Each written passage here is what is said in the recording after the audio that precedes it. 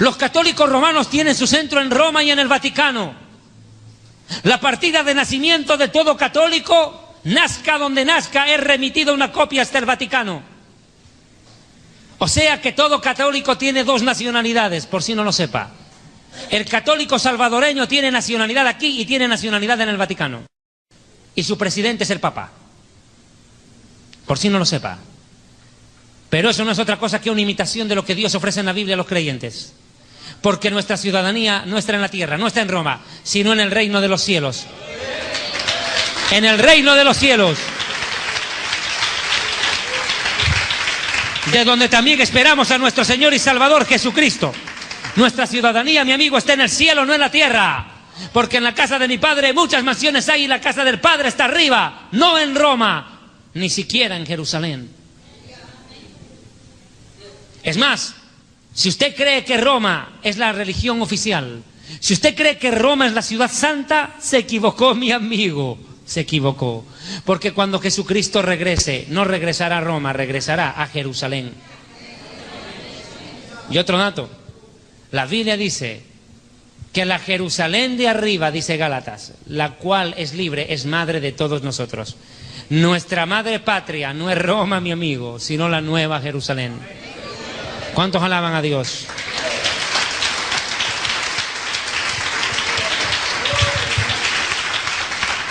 Jerusalén la celestial, donde Dios tiene su trono y millones de ángeles le sirven, y donde están las almas de los justos esperando cuerpo de gloria. Ahí están ahí arriba. Ahí es la casa del Padre, ahí es la casa de la iglesia.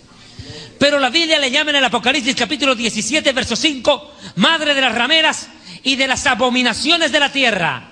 ¿Qué abominaciones comete esta iglesia? Esta falsa iglesia, esta prostituta espiritual, esta gran ramera que fornica con los gobernantes del mundo y que embriaga con el vino de su fornicación a las naciones, haciéndolas sucumbir y embruteciéndolas espiritualmente cada día más en el pecado y la rebelión contra Dios. Sencillo, mi amigo. Una de las grandes abominaciones de Roma es presentar una falsa trinidad al mundo. ¿Cómo? Sí, señores. Roma tiene su propia trinidad. A su líder lo llaman Papa. Y la palabra Papa viene del arameo Abba, que significa papito, padre. Y se refiere a Dios. Y de acuerdo al Mateo capítulo 23, versículo 9, dice: a nadie llamaréis Papa, Abba, porque uno solo es vuestro Padre y está en el cielo. Mal entonces el líder de Roma puede arrogarse, usurpar el título de padre para sí mismo siendo humano. Es más, dice que nuestro espíritu clama: Abba, Padre. Dese cuenta, mi amigo, pero también aquí hay algo que quiero decirles a los evangélicos. Un 80% de los evangélicos ha prostituido su vocabulario espiritual. Hoy en día a su supuesto apóstol o a su pastor le llaman mi padre espiritual. ¿Desde cuándo el pastor es padre espiritual de alguien? Cuando la Biblia en el libro de los Hebreos dice que el Padre de los espíritus es Dios, el cual nos disciplina mejor que nuestros padres terrenales. ¿De dónde sacan que un hombre puede ser padre espiritual cuando el Padre de los luces, en quien no hay sombra de variación, es Dios? No podemos caer en semejante pecado de idolatría. O sea que antes le decían padrecito al cura y ahora le llaman padre espiritual al pastor. O sea, pues mi amigo, como dicen en mi pueblo, la misma chola con otra pollera. Es un ridículo. Caemos en lo mismo que criticamos. Segundo dato, el líder romano no solo se cree Dios Padre, se cree Dios Hijo, se declara Dios Hijo. ¿Cuándo? Cuando él a sí mismo se llama el sumo pontífice. La palabra significa sumo sacerdote. Cuando la Biblia me dice que nuestro sumo sacerdote es Jesucristo, el cual traspasó los cielos y está sentado a la diestra de Dios en las alturas. ¿De qué sumo sacerdote me vienen a hablar? ¿De qué sumo sacerdote hablar? Pero va más allá. No. No solamente se cree Padre, no solamente se cree Hijo, se cree el Espíritu Santo. ¿Sabe por qué? Porque el líder de Roma se hace autodeclarar, o se hace declarar el vicario de Cristo, el representante de Cristo. ¿Y quién dijo que Jesús dejó como representante a un humano? ¿Quién lo dijo? Cuando el mismo Mesías dijo: hijitos, ya no os dejaré huérfanos, y aquí enviaré otro Consolador, el cual estará con ustedes hasta el fin del mundo. Y hablaba no del Papa, mi amigo, ni de Pedro, hablaba del Espíritu Santo de Dios. Estamos diciendo que dentro de las abominaciones de esta ramera está la enseñanza de una falsa creencia en Dios, una distorsión. Definitivamente el líder romano pretende ser Dios. Hay muchas barbaridades y abominaciones que ha enseñado esta ramera al mundo. Una de las grandes y temibles abominaciones aceptada casi como verdad, una mentira que tanto se repite como verdad termina por creérsela a veces, es de que Pedro fue nombrado papa. ¡Qué barbaridad más grande! Lo digo, Pedro murió sin enterarse que lo nombraron papa. Escúcheme bien. Una descontextualización de los pasajes bíblicos impresionante de parte de la Iglesia romana. Pedro nunca fue nombrado papa, jamás. Es más, no tenía los requisitos. Le voy a dar un dato. ¿Sabe cuál es uno de los requisitos para ser papa? Ser soltero, ¿o no? No haberse casado, ¿o no? Claro, un cura tiene que ser soltero. Que sea homosexual, pedófilo, ese es el problema de él. Pero hay otro problema. Pedro tenía suegra. Claro, ¿cómo no? Claro que tuvo. Aleluya, y que el diablo huya. No, habla serio. Primero, de que Pedro era un hombre casado. Y según la ley católica, solo un hombre que haga voto de castidad puede ser líder religioso. Entonces Pedro no cumple los requisitos ni siquiera del mismo Vaticano. Lo votan por tener suegra, más claro. Ahora, segundo, ¿sabía usted que el voto de castidad impuesto es un pecado y una doctrina de demonio? La Biblia dice en 1 de Timoteo 4, 1 al 3 lo siguiente: el Espíritu Santo advierte claramente que en los últimos días algunos hombres apostatarán de la fe, escuchando a doctrinas de demonios y espíritus de engaño, por la hipocresía de mentirosos que, teniendo cauterizada la conciencia, prohibirán casarse. O sea que el celibato impuesto es una doctrina de demonios. Ahora puede entender por qué tienen tanta monja lesbiana, cura violador, pedófilo, y una iglesia romana que está endeudada hasta las patas, pagando a los padres, a las madres y a los hijos y niños que fueron víctimas de la violación de estos pedófilos y depravados. Para que vea usted. Mire, pero no solo ese detalle. Voy a ir al pasaje en cuestión, al famoso pasaje de Mateo capítulo 16, versículos 15 al 20, aceleramos. Mateo 16, 15 al 20. Jesús les dijo: ¿y vosotros quién decís que soy yo? Respondiendo Jesús, Simón Pedro le dijo: Atajuja Mashiach ben Elohei, tú eres el Mesías, el Hijo del Dios viviente. Y Jesús le respondió: bienaventurado eres Simón, hijo del profeta Jonás, porque esto no te lo ha revelado ningún humano de carne y sangre, sino mi Padre que está en los cielos. Y yo también te digo que tú eres Pedro. Tú eres Pedro, no eres Simón, eres Pedro, que significas fuerte, firme, piedra firme. Pero esta roca, sobre esta roca, note la diferencia, no le dice piedra, ahora le dice roca. Sobre esta roca edificaré mi iglesia, y las puertas del infierno no prevalecerán contra ella. La pregunta es, ¿cuál es la roca de la cual se está hablando aquí? Según los líderes católicos, la roca es Pedro. Mentira. No, Jesús nunca endiosó a Pedro, jamás Jesús endiosó a un hombre, mucho menos a Pedro, que después de 10 minutos lo negó 3 veces. ¿Cómo podía ser Pedro el representante de Jesús en la tierra, el Papa, y después de 3 minutos lo negó 3 veces? Nada que ver. Jesús no endiosó a Pedro, nunca lo nombró Papa en este pasaje bíblico. No, mi amigo, lo que está diciendo Jesús es esto: sobre esta roca, sobre la declaración que salió de tus labios, que es como una piedra firme, que yo soy el Mesías, el Hijo de Dios, edificaré mi iglesia. Y ese es el fundamento de la iglesia: creer que Jesús es el Hijo de Dios, el Mesías prometido, el Salvador de la humanidad. Es eso lo que creemos, lo que vivimos y predicamos, que Él es el Hijo de Dios, el Mesías. Esa es la roca sobre la cual se asienta la fe de la iglesia y contra la cual el enemigo no va a poder vencer. El diablo y el infierno no podrán contra la gran verdad de que Jesús es el Hijo de Dios. Es esa la roca sobre la que se fundamenta la fe de la iglesia. No Pedro, sino lo que Pedro acababa de decir. La gran revelación, que ni siquiera la tuvo Pedro, porque Pedro fue el revelado. No, fue el Padre que se la dio a Pedro. Dice: bienaventurado eres, porque esto no te lo reveló ningún filósofo, teólogo romano, te lo reveló mi Padre que está en el cielo. Y esa revelación venida del Padre es la roca sobre la cual la iglesia se sustenta. Escuche, la revelación venida del Padre es la roca sobre la cual la iglesia se fundamenta. No Pedro, sino lo que Pedro dijo por revelación del Padre. No hay que mezclar las cosas, mi amigo. Es más, preguntémosle a Pedro si se consideraba papa. Vea, Primera de Pedro capítulo 2, versículo 4. Pedro lo niega. Primera de Pedro 2:4, acercándonos a Jesús, piedra viva, desechada ciertamente por los hombres, mas para Dios escogida y preciosa, o haciendo remembranza a la profecía del rey David, que la piedra que los edificadores desecharon era la cabeza del ángulo, hablando del Mesías, fundamento de la fe, pilar de la fe. Y preguntémosle al apóstol Pablo si creía que el Vaticano o el Papa era la cabeza de la iglesia o la piedra. No, Primera de Corintios 10:4, Pablo dice: y todos bebieron de la misma bebida espiritual, porque bebían de la roca espiritual que los seguía, y la roca era Cristo. Definitivamente, mis hermanos, este mensaje toma trascendental importancia, porque enseguida voy a entrar ya a la parte conclusiva del mismo. Quiero mencionar los siguientes datos que me parecen importantes y coherentes hacerlo.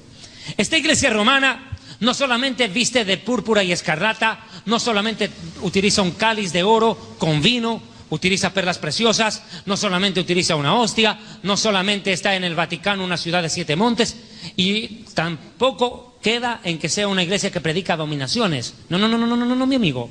Es la madre de todas las creencias cristianas falsas. Por eso le llama la madre de las rameras. De todas las creencias espirituales cristianas prostituidas y falsas, así como el G12, la teología de los apóstoles, del neoapostolado, de estos pseudoprofetas de la prosperidad, que no son otra cosa que hijos de la ramera. Es más, le voy a dar un dato. Usted nunca va a ver en la boca, nunca va a escuchar en la boca, mejor dicho, de estos predicadores de la prosperidad, de estos pseudoapóstoles de la prosperidad, usted nunca va a escuchar un mensaje condenando la idolatría de Roma. ¿Sabe por qué? Porque nunca estos apóstoles morderían la mano al patrón que les da de comer desde Roma, mi amigo. Por eso estos nunca predican del arrebatamiento y nunca predican contra la idolatría de Roma. ¿Sabe por qué? Porque hijos de la ramera son. Beben de los senos de la misma prostituta. Así de simple, mi amigo. Hoy en día escasean los mensajes contra la idolatría. Escasean los mensajes contra el pecado de la idolatría del pueblo romano. Hoy en día estas iglesias de la prosperidad están tan parecidas a una misa de católico carismático que al final son la misma cosa, cortados con el mismo cuchillo.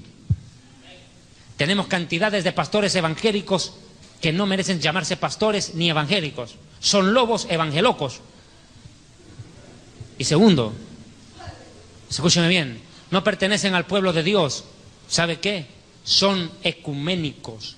Andan de la mano con los curas, andan de la mano con los sacerdotes católicos. Cuando la palabra mismísima de Dios dice esto, que estos perversos parecen haber olvidado, o tal vez ni siquiera lo leyeron. ¿Sabe cuál? Lo que le voy a leer esto. No os unáis en yugo desigual con los incrédulos. Porque ¿qué compañerismo tiene la justicia con la injusticia? ¿Qué comunión la luz con las tinieblas? ¿Qué concordia tiene Cristo con el diablo? ¿Qué parte tiene el creyente con el incrédulo? ¿Qué acuerdo hay entre Dios, el templo de Dios, y los ídolos? ¿Qué acuerdo hay? Y sin embargo usted puede ver hoy en día a pastores evangélicos, cantantes pseudocristianos evangélicos, agarrados de las manos en eventos con sacerdotes católicos, bailando y cantando al mismo son y la misma cumbia. En pocas palabras, son hijos de la ramera. No son parte del pueblo de Dios, son hijos de la ramera. En pocas palabras, decirles hijo de ramera es literal. Mire usted, ramera espiritual. Pero otra de las cosas por las cuales la iglesia romana será juzgada por Dios en el tiempo final de la historia es de lo que voy a mencionar a continuación. La iglesia romana no solamente surge con Constantino, poniendo fin a las persecuciones contra los cristianos, y convirtiendo al cristianismo a todo el imperio. No.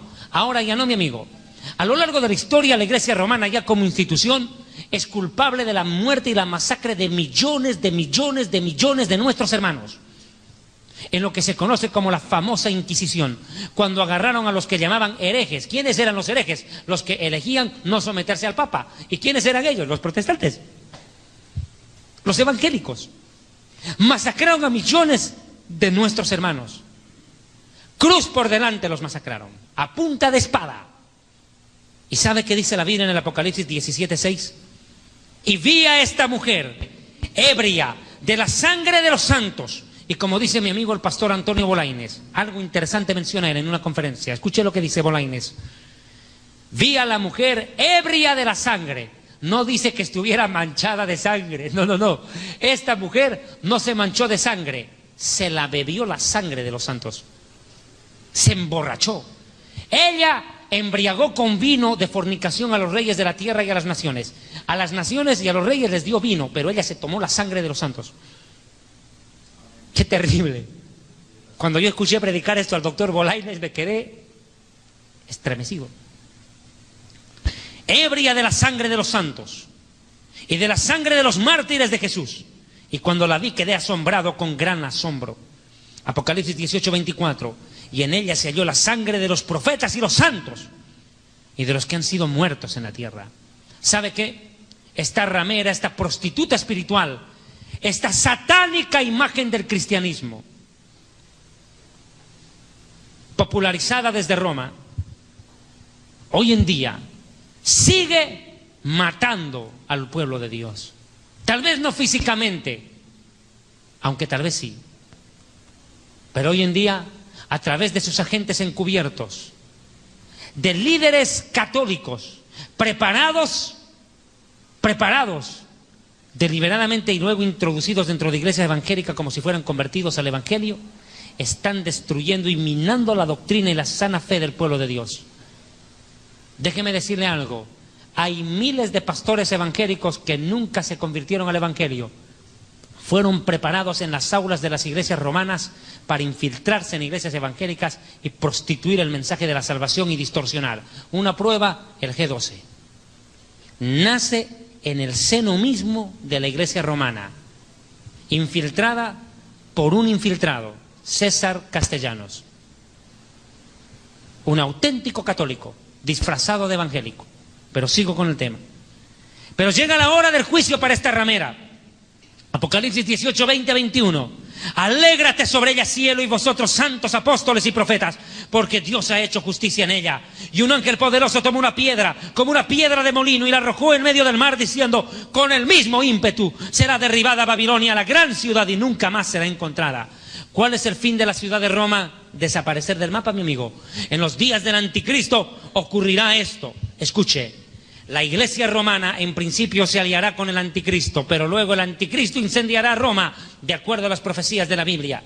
Apocalipsis capítulo 17, versículos 7 y 8 dice, y me dijo el ángel, ¿por qué te asombras? Yo te diré el misterio de la mujer, la ramera, y de la bestia, el anticristo que la trae, la cual tiene 7 cabezas y 10 cuernos. Los 10 cuernos son los 10 gobernantes que apoyarán al anticristo.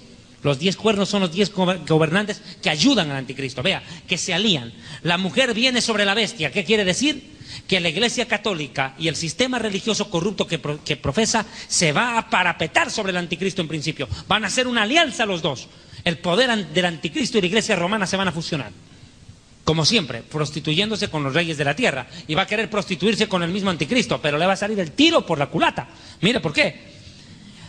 La bestia que has visto era y no es y está para subir del abismo e ir a la perdición. Habla del anticristo. Y los moradores de la tierra, aquellos cuyos nombres no están inscritos en el libro de la vida desde la fundación del mundo, se asombrarán viendo a la bestia, el anticristo, que era, no es y será, el anticristo. Ahora mire, esta bestia, el anticristo, va a formar alianza con la ramera. Se van a unir. Se van a unir. Vea, Apocalipsis 17, 12. Y los 10 cuernos que han visto son 10 reyes que aún no han recibido reino. Van a gobernar en la época del anticristo. Pero por una hora recibirán autoridad como reyes juntamente con la bestia, el anticristo. Estos tienen un mismo propósito. Entregarán su poder y autoridad a la bestia. O sea que los 10 líderes políticos del mundo se unen al anticristo y el anticristo está unido a Roma. Unido a Roma. Pero luego estalla lo impensado. El anticristo cambia de posición, da un giro, 180 grados. Y el anticristo, escuche bien, ordenará que todas las religiones, creencias, filosofías y doctrinas desaparezcan de la tierra. y que nadie rinda culto y honor a no ser que a él mismo. Y el anticristo ordenará que aún la Iglesia católica, la mormona, testigos de Jehová, musulmanes, budistas o todos desaparezcan y todas se unan a adorarlo a él. Por eso dice la Biblia, y lo adoraron todos los moradores de la tierra, sin importar la religión. Todos lo adorarán. Escrito está. Segunda de Tesalonicenses 2, nadie os engañe, verso 3, en ninguna manera, porque no vendrá sin que antes venga la apostasía y se manifieste el hombre de pecado, el hijo de perdición, el anticristo, el cual se opone, mire, y se levanta contra todo lo que se llama Dios o es objeto de culto. ¿Y qué cosa es objeto de culto? La religión. Se opone a la religión. El anticristo va a anular todas las religiones, va a hacer desaparecer la religión de la faz de la tierra y va a crear una sola creencia, la cual no adore a él. Dice, tanto que se sienta en el templo de Dios haciéndose pasar por Dios. Mire, anulará a la iglesia romana. Pero ¿cómo va a acabar? Esto es lo más tremendo. Esto es lo más tremendo. El anticristo va a seducir a los políticos del mundo para destruir Roma. Impresionante. El anticristo será el verdugo de Roma. La ramera del Apocalipsis fornica con los gobernantes de la tierra desde que nació. Y va a fornicar con el último rey, el anticristo. Y ese la destruirá. Vea por favor Apocalipsis 17:16. Y los 10 cuernos que visten la bestia, los 10 líderes que apoyan al anticristo, estos aborrecerán a la ramera, van a odiar a la iglesia romana, y la dejarán desolada y desnuda, y devorarán sus carnes, y la quemarán con fuego, porque Dios ha puesto en sus corazones ejecutar lo que Él quiso, ponerse de acuerdo y dar su reino a la bestia, hasta que se cumplan las palabras de Dios. O sea, van a incendiar, por favor, imagen acá, van a incendiar la ciudad de Roma.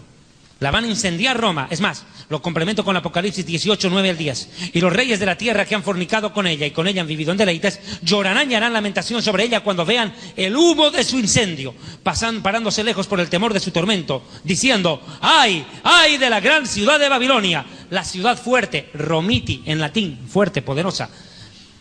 Porque en una hora vino tu juicio. Verso 17. Porque en una hora han sido consumidas por el fuego tantas riquezas. Vea usted, se incendia Roma.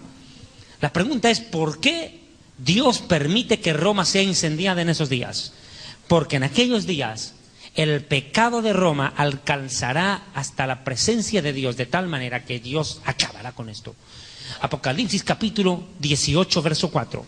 Y oí una voz del cielo que decía, salid de en medio de ella, pueblo mío, para que no seáis partícipes de sus pecados, ni recibáis parte de sus plagas. Si usted es católico y usted ama a Dios, pero nunca leyó una Biblia, debe leer la Biblia y escapar de allí. Debe salir de allí.